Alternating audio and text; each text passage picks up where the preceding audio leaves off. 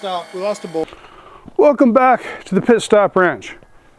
With the threads fixed on the crank in the last episode, this episode we battle the heat and get the engine on the run stand, and let's see if we can bring the fire. Okay, so we got a bunch of racket as we're trying to start this thing, and a bolt and retainer popped out right there. It's pretty clear. The bolt was customized, but it only seemed to be engaged only a few threads. So it just bloop, popped right out. Now there's another bolt here that is part of the same system, and the head has been turned down quite a bit, and we're wondering if maybe this head also needs to be turned around, if maybe it kissed something and it caused it to shear out, or if it's just because it only had two threads engaging it. So that looks like about a 5/8. So yeah, we went ahead and picked up a replacement bolt that is we think roughly 50 thousandths too long, probably closer to 60 thousandths too long, but we'll have to figure it out.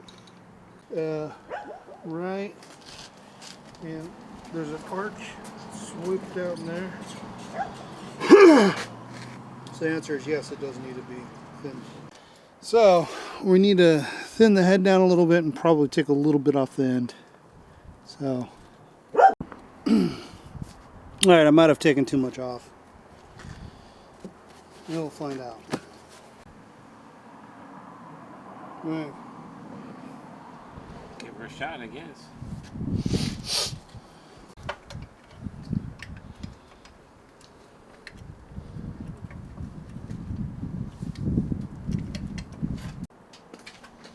Okay. Ready? Yeah. Yep.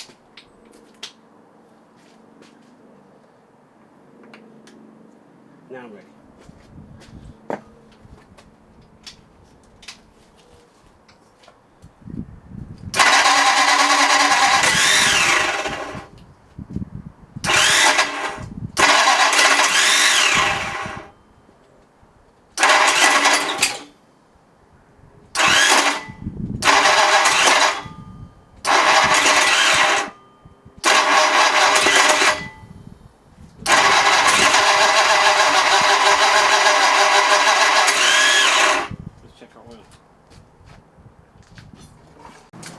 Are we getting oil pressure at all? Honestly, I was watching the starter engage and disengage.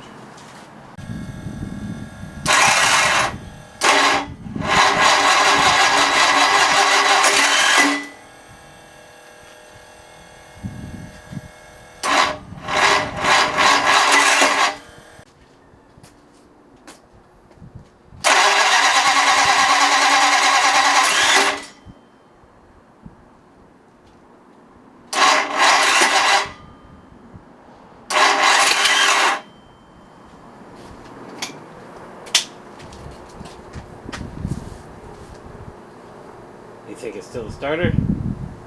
Or is there something else going on? No, I think as long as we have plenty of voltage, the starter seems to be working fine. It's just as the voltage starts to drop, then it starts trying to. Then when the starter stalls, it kicks the. You want to run jumper cables? I think this is fine. I'm wondering, like, ignition, you know. So you're thinking ignition timing? Maybe. I don't know. Firing order? Well, I'm confident of the firing order, unless I'm 180 degrees out. Okay. You know what I'm saying? Mm-hmm. So, do you want to mark your crank position, or?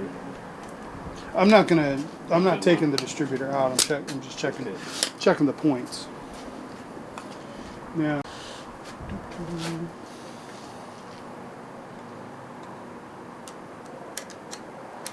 Okay.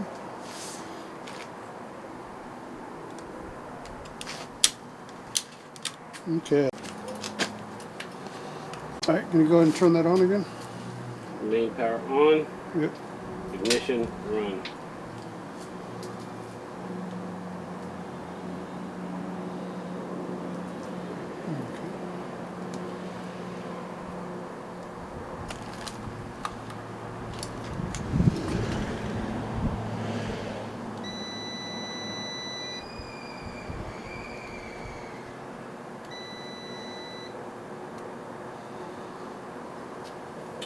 Give me the...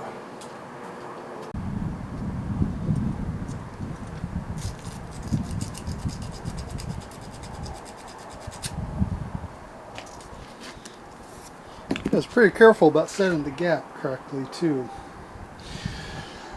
Alright, can you turn it over for me? Turn it on, turn it over.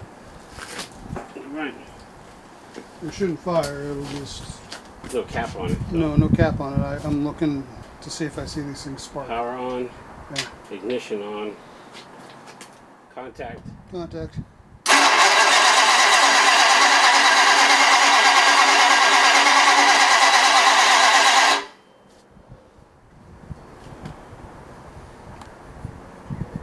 I don't see any sparking. I don't know what to do.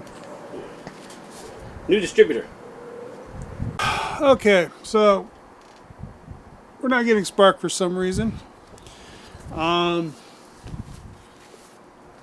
can't seem to find a problem with anything. I think I need to do a little more research. It seems like there's no room inside this distributor for a condenser. I happen to have some condensers. They're kind of, but they don't fit. They don't physically fit in there.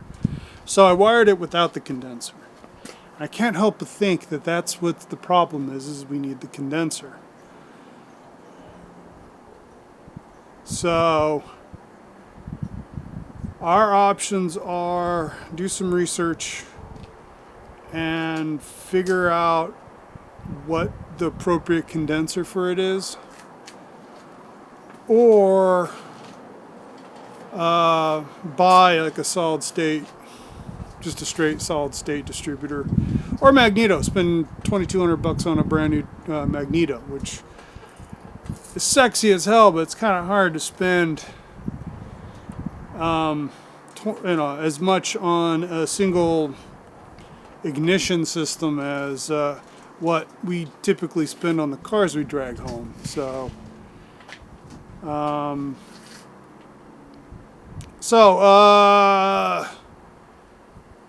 hopefully next in this video or in the next video, you'll see what we end up doing.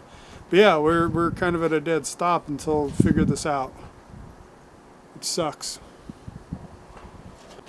Okay, we changed the coil out, and I also disconnected the cheap ass tack. So hopefully that makes a difference.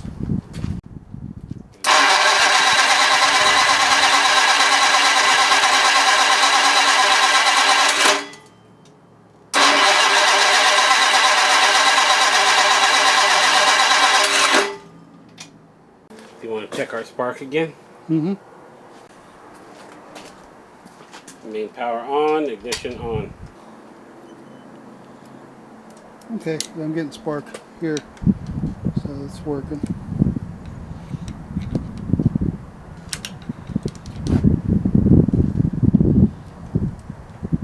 Yeah. The idea is they're slightly out of phase with each other, but there's a period where both of them are open. And during that period, that's when the field collapses in the coil and should send, 20,000 volts into the distributor. And that, obviously, all that timing should line up. Plenty of opportunities for me to have monkeyed this up.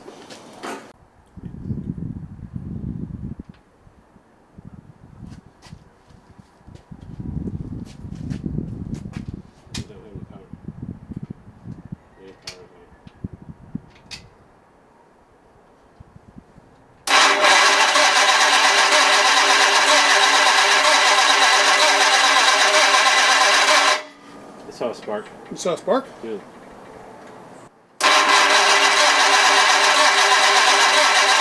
You too. Come here. So we're getting spark.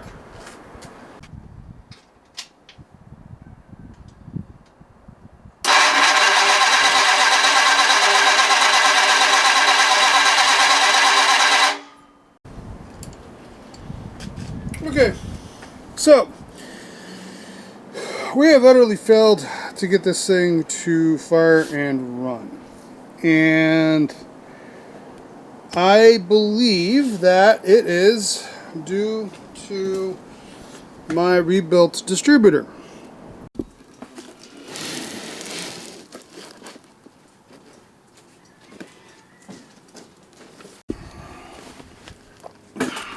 Now, the original Ford Flathead, when it came out in 32, there was no advance in the timing.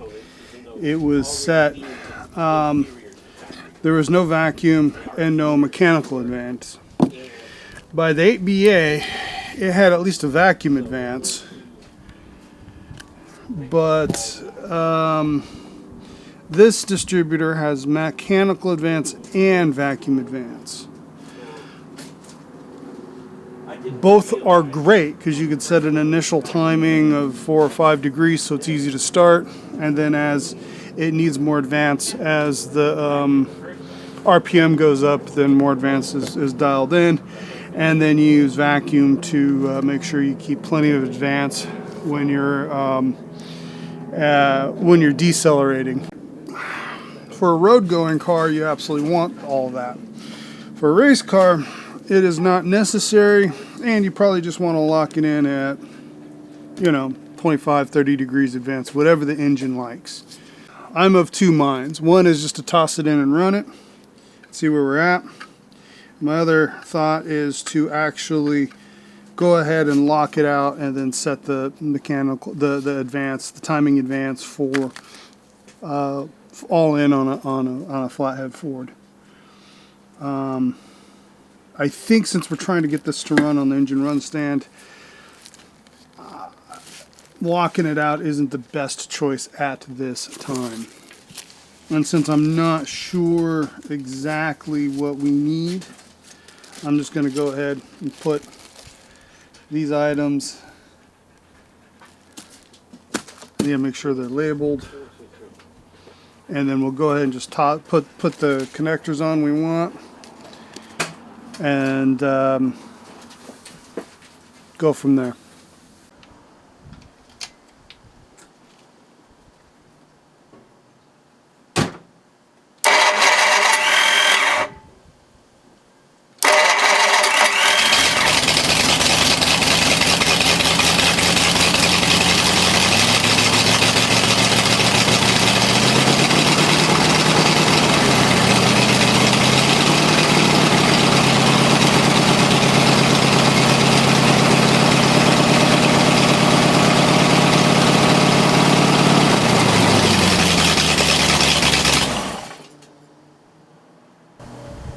Now, we don't know if it's because the oil gauge isn't working or because there's no oil pressure.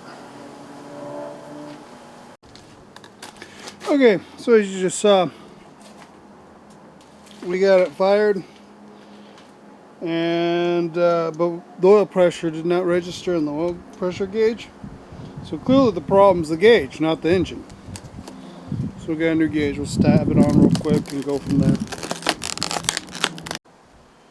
Alright.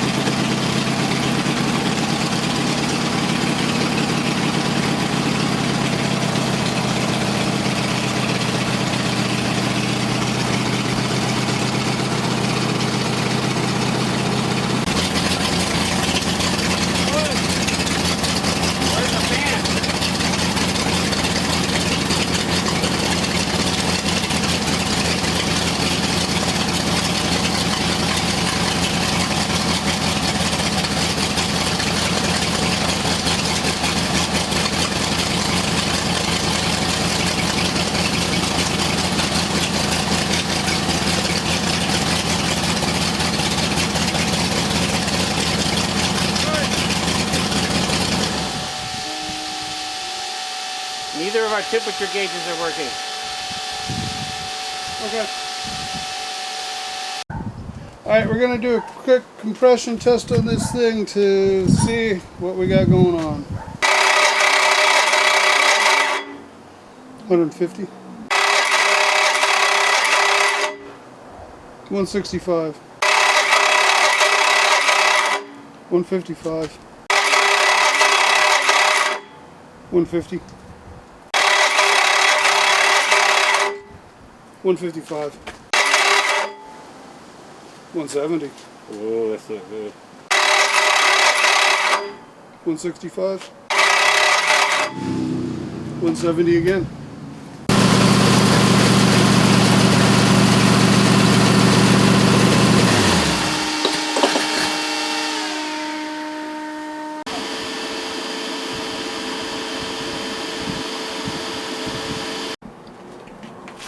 Okay, we just observed us running this thing, and on the oil pressure we had a good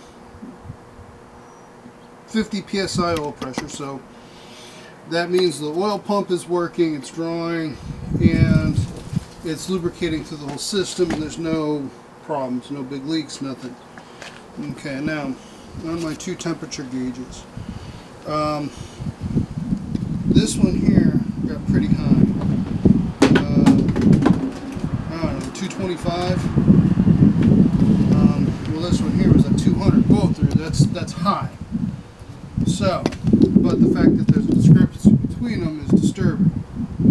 Now, it could be a mechanical problem with the engine, or it could be the sending unit, or this one's, either one of these is out of calibration. The radiator wasn't completely full. It was only yay full, which we figure assumes it should have had water in the heads. It shouldn't have been a problem. But I went ahead and topped it off, took 1 more gallon of water to get it up to this level here, which gives us this much room for expansion, which you need. The other thing I did is I went ahead and advanced the timing. Yesterday, while running, timing was coming in only like 1 or 2 degrees advanced, so I bumped it up, so it's probably closer to 7 or 8 advanced. Retarded timing will cause an engine to run hot, so I advanced the timing, probably too much, but I went ahead and advanced the timing.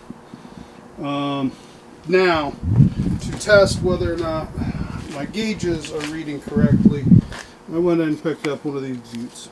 So, this thing here should get me, should let me be able to compare the two sides. We're going to go ahead and fire off again, run her, and I'm going to make those checks and go from there.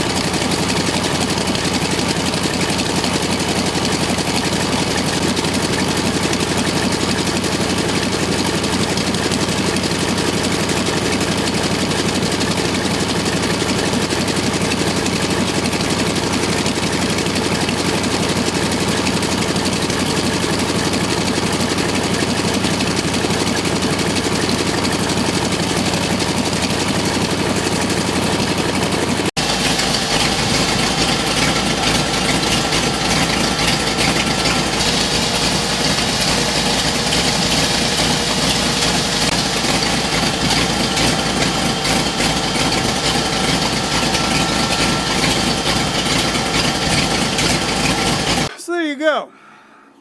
We made it. I just ran for about a half an hour. Driver's side temperature gauge is still reading hot. Though when I get on it with the infrared thermal measure, it is hotter than the driver's side. However, not as hot as what the gauge wants me to believe. This video was a long time in making. When we first started down this path, I figured in a month we'd have reached this spot, and it's actually been much closer to 3 months.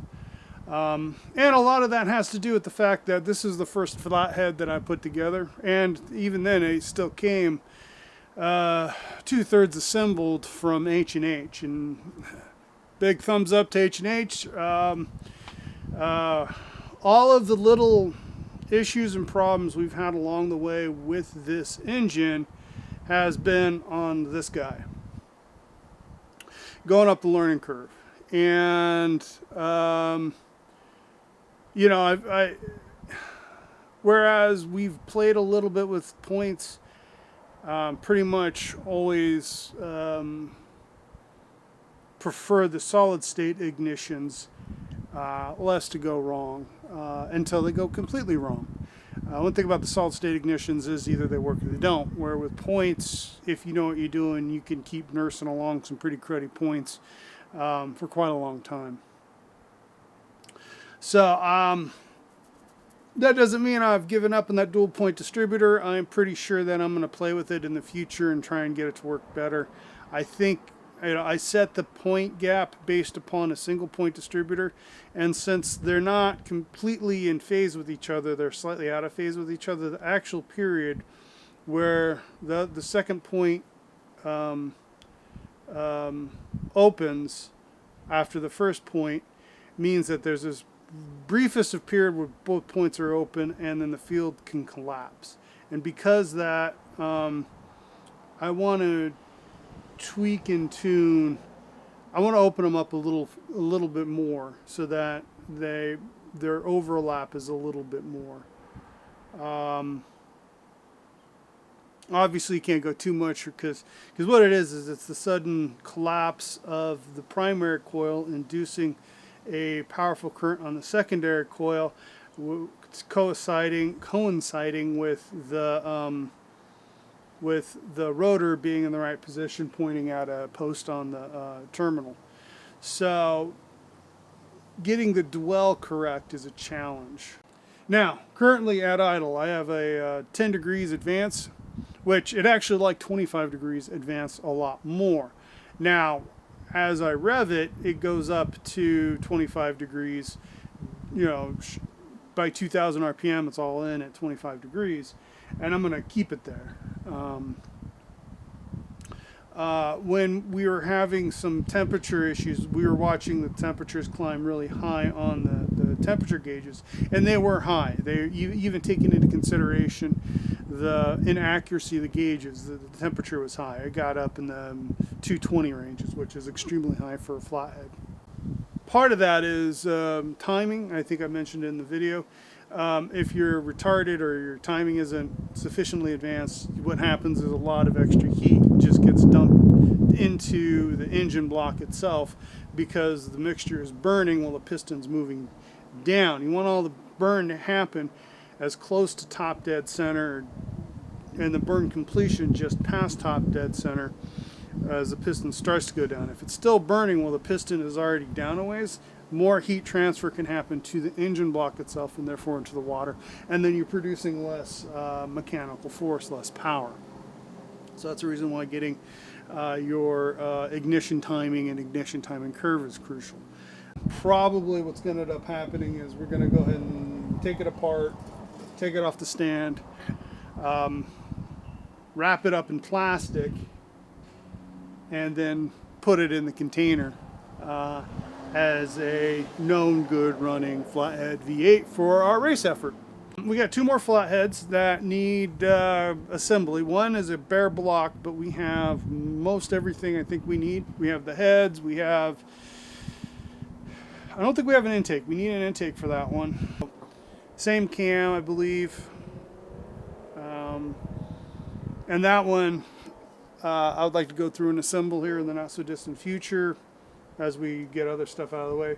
The race flathead works the way it's supposed to, the best I can tell with the instrumentation I have, and quite happy with the outcome. It took a few experiments and tests to figure out that the one side is running just a little bit warmer. It's running about 5 to 7 degrees warmer. However, the hottest it's going is about 185 to 190 degrees, which is a little warm for a flathead, but overall not bad. As a result, really happy with it. That was after running for 30 minutes on the engine run stand with the fan going and everything working. Happy with the results, happy with the situation, and we're on to the next project. So anyways, hope you enjoyed this video, and if you enjoy the content we're creating, please hit the like button, and if you would hit the subscribe button, really appreciate it quite a bit. Thank you very much. Have a race flathead-tastic day.